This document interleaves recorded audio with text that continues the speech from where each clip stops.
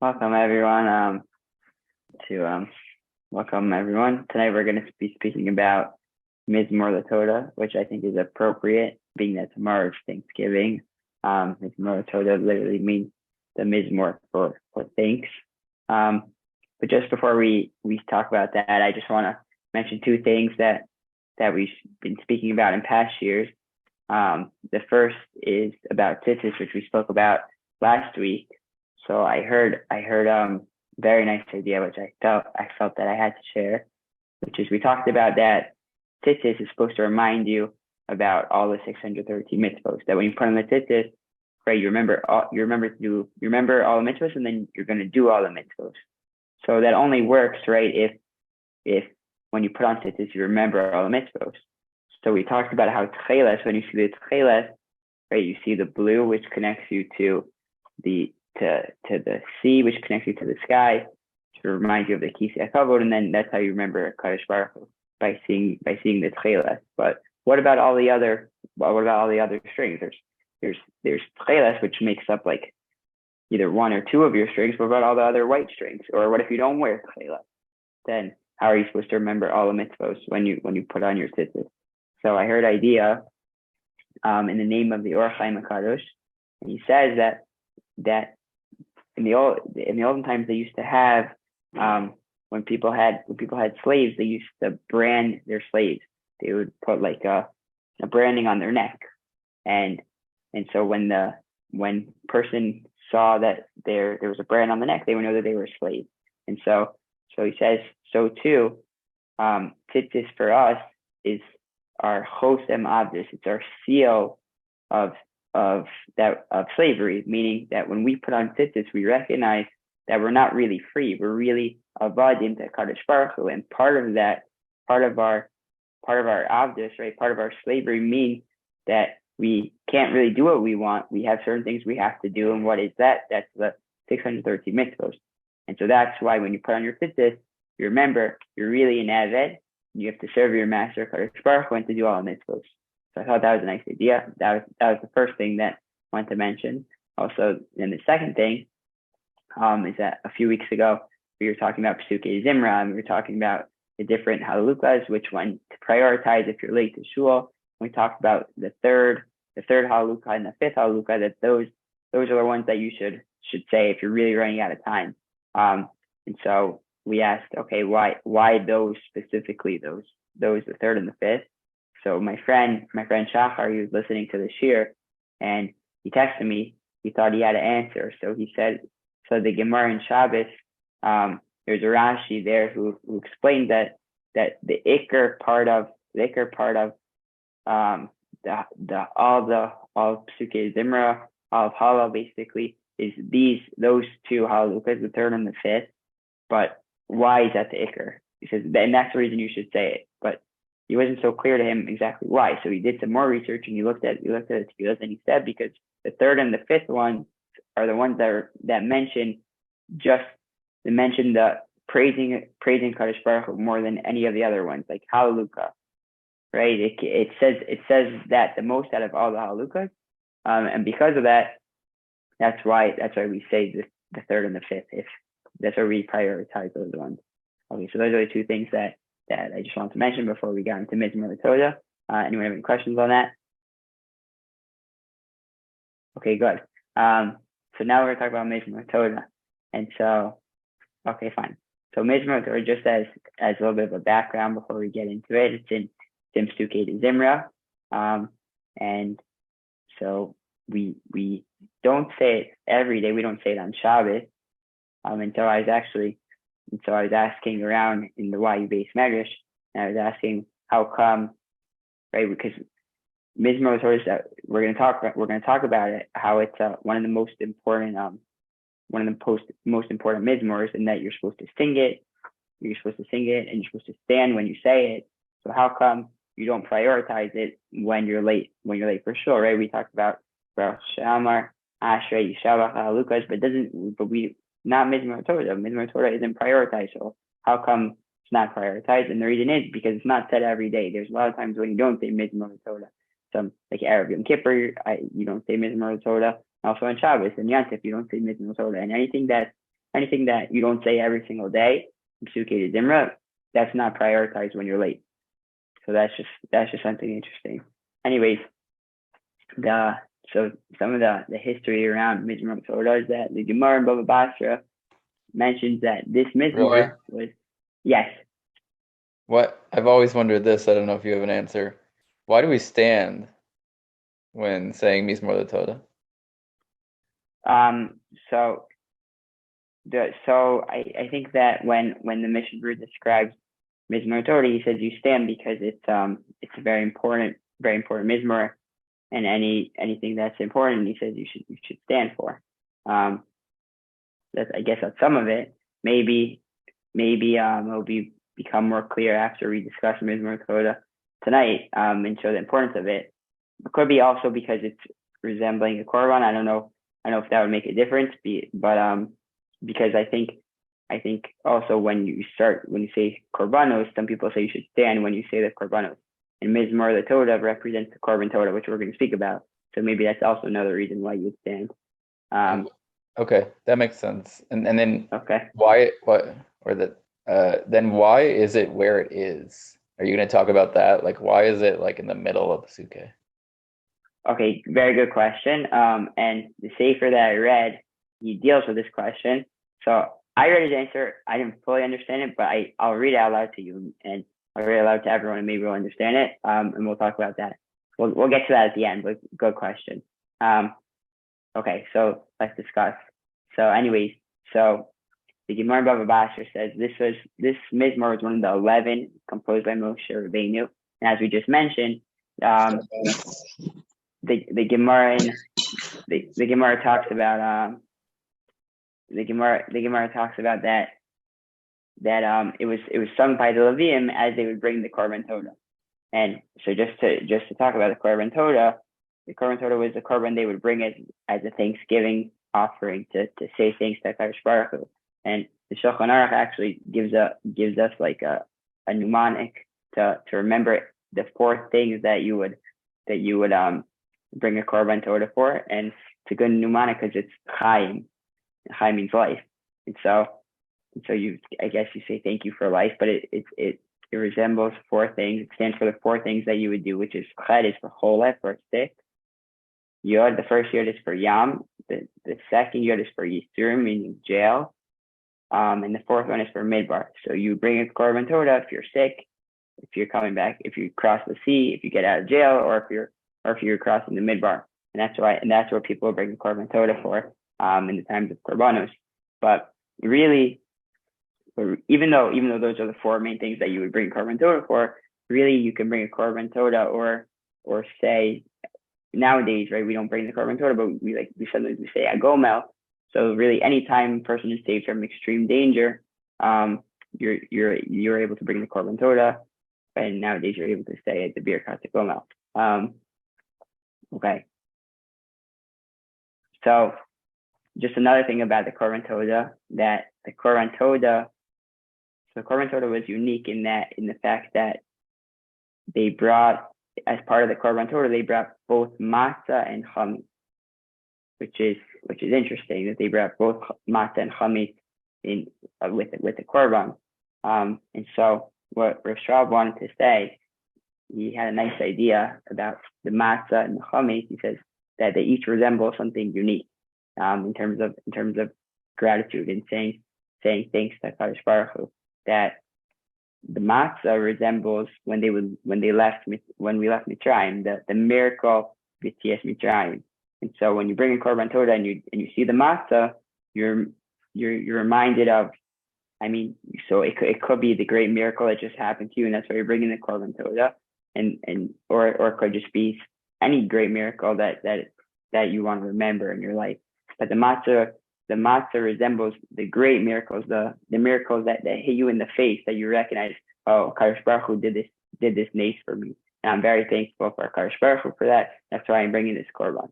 That's the matzah. But along with the matzah, you also brought chametz, which is just regular, ordinary bread that you eat every single day. And so that resembles the miracles that happen on a day-to-day life that, sometimes you don't recognize them as miracles. The fact that you woke up, the fact that you have enough food, right? Any of those day-to-day stuff that you kind of take for granted, that's resembled by the chametz that you bring as part of your korban todah.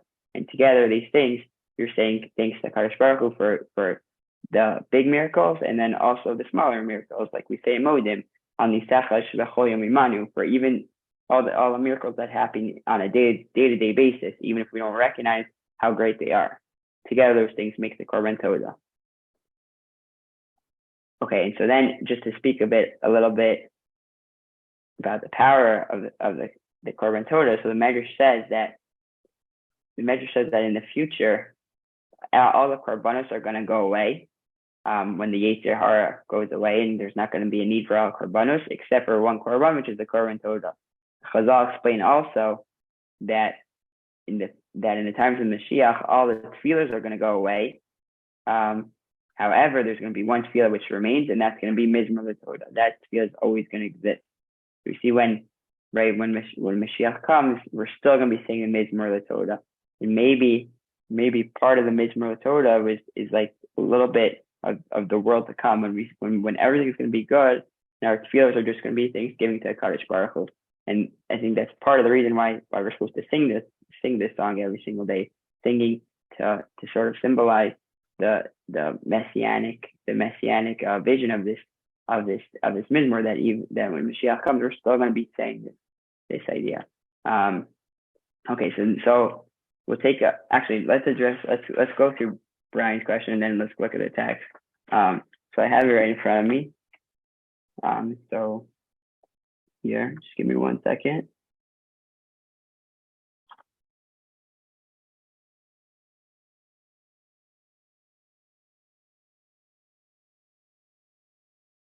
Okay, so he says it's actually appropriate that we just talked about that, because I see over here he says that the reason mizmor Torah has become part of Sukkot Zimra is because it's a glimpse into the future when all that remainder of our avodah to Kadosh Baruch Hu is going to be the hodah.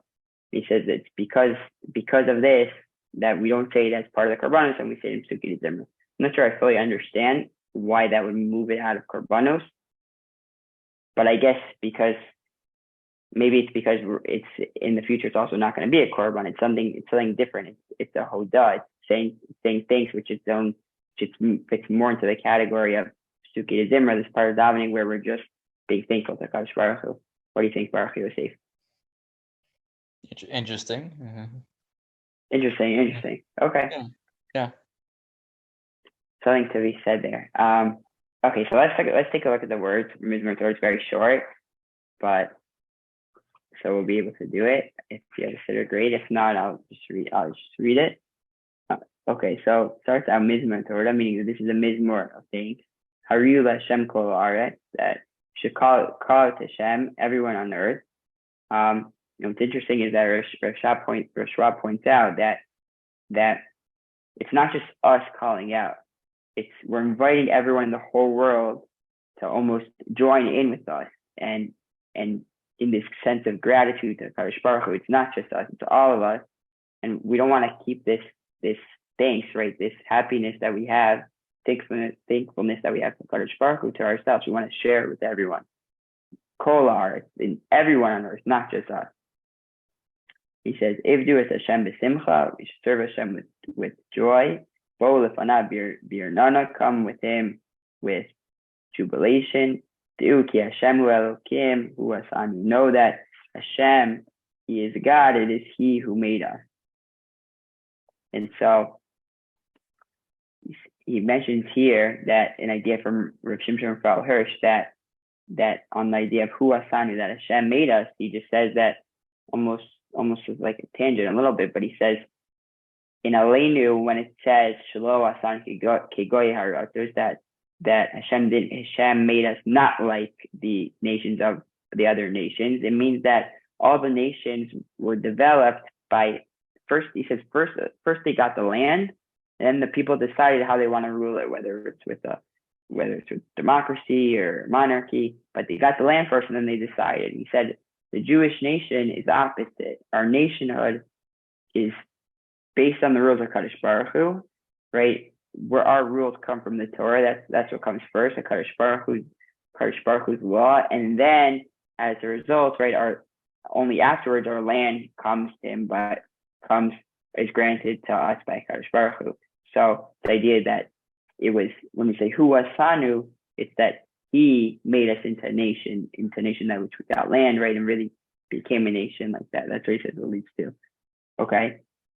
Below Anachnu Amo, and we belong to him, his people. So Rashab explains that there's a similar expression it's found in Navi. It says Amzu Yatzartali, I've created this people for me. Ti Lasi Yisaperu, they may talk of my praises. So he explains that the whole purpose of the Jewish nation, of a Kadosh Baruch Hu's nation, is to basically share with the world the idea of HaKadosh Baruch Hu. Right? That's what it means when it says below Anachnu Amo, that we belong to him, and our purpose is to share that with everyone, that HaKadosh Baruch Hu exists. Okay. Vitzon Marito, the next word is, and the sheep of his pasture. Since we're serving Kadosh Baruch Hu, he's gonna take care of us as the shepherd does. Right? We're compared to his sheep. Kadosh Baruch Hu is our shepherd. Bo Shara Letodah, enter his gate with thanksgiving. Chatzer Sabesilas, courtyards with praise. And so here again, Rashab is explaining that it's not just that we're kind of telling everyone to come into his gates with right, Bo Shara Letodah, everyone come into his gates with thanks, into his courts with praise. It's not just us. We're inviting the whole world to follow us and come through, right, and come through his gates with thanksgiving. That I was almost, we talk about Thanksgiving a lot. I saw actually before Shir today that the Shir before us, they had a source sheet about Thanksgiving, how it relates to Torah. And I was like, because we talk a lot about assimilation and into as a negative, should we be assimilated into other cultures that doesn't follow the Jewish necessarily, the Torah. And so, at first when I saw that and I saw the source sheet, it almost rubbed me the wrong way. Like, why are we talking about Thanksgiving? It's not a holiday in the Torah. It's not really our holiday, but it's almost. But then, it was only a few hours later that I saw this, that I was looking into mizmor letodah, and it's almost different by Thanksgiving. At least I think this is my own thoughts. Feel free to comment, but at least for me, I understand that Thanksgiving is something different because, specifically with thanks and recognizing that we have so many gifts in this world and everything comes from a Kadosh Baruch Hu. That's not an idea that we're just supposed to keep to ourselves in Judaism. That's something that, as this mizmor is teaching us, we're supposed to share with the rest of the world. And so when the rest of the world recognizes the day of thanks, it could be thanks to other people, also thanks to God, and just to appreciate everything. That's very much a Jewish idea, right? And to spread that thanks, that's a wonderful thing. So it's so I think that it's very fitting that specifically we're talking about Thanksgiving tomorrow, and this mizmor is actually alluding to the idea that it's a good thing for the rest of the world to have a day of thanks and to join with us as we thank HaKadosh Baruch Hu. Anyways, so let's just finish the mizmor. So then the next line, it says, Hodu lo Baruch Hu Shemo, give thanks to him, bless his name. Ki tov Hashem l'olam chasto, for Hashem is good, his kindness endures forever. V'ador emunasto, from generation to generation, his faithfulness is his faithfulness. And we're basically explaining that his HaKadosh Baruch Hu's goodness is going to last from generation to generation. So that's all the first way he explains it. But then Rashab also explains that there's another way to look at this mizmor, which is really where I think that this mizmor this mizmor, that's like the almost like the shot way of understanding the mizmor, and then we talk about all the other stuff that come with the mizmor that's going to come, that's going to still be there at the end of times, right? Even times of Mashiach. So this second explanation kind of touches on that. So I'll explain it. That he explains that the second way to understand that the whole mizmor is referring to the times of Mashiach. Really, when all the nations of the world will be coming to worship HaKadosh Baruch Hu, right? Not just when he says like, oh, join with us into the gates, right? That's all talking about in times of Mashiach. And he mentions that the Gemara in Shavuot describes the procedure of the times of Mashiach, where there's going to be a huge procession. There's going to be a king and the Navi, and there's going to be Urim and Tumim, and then the Sanhedrin are going to come. And there's going to be these two Thanksgiving offerings and shir, which means like there's going to be music and song, and it's going to be this whole big celebration. And the Navi Nechami also records this process, and that's what this mizmor is really alluding to. And he explains that when we say Bo Sharav letodah, right, we're inviting nations of the world to follow us into Yerushalayim, to follow our letodah, our Thanksgiving offerings, and go into the gates and go into its courtyards with praise. And that's right. And that whole celebration is the reason why we're singing it, we're standing for it, and it's that, it's that second idea that it's also made to resemble the times of Mashiach when it's just going to be thanks and gratitude to Kadosh Baruch Hu. So that's as far as Rishwal goes. Does anyone have any comments?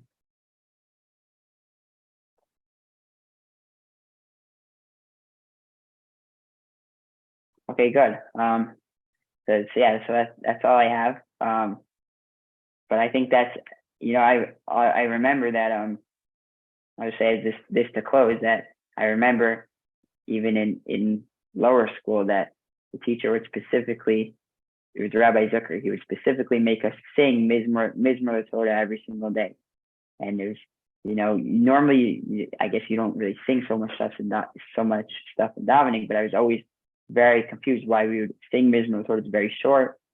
I never said it before I got to fourth grade. I never said mizmor letodah once, but he was very strict that we say mizmor letodah and we sing it every single day. And so I think that this is probably why we sing it every single day, because it alludes to this idea of Mashiach coming, when it's just going to be a time of celebration and just thanks to Kadosh Baruch Hu.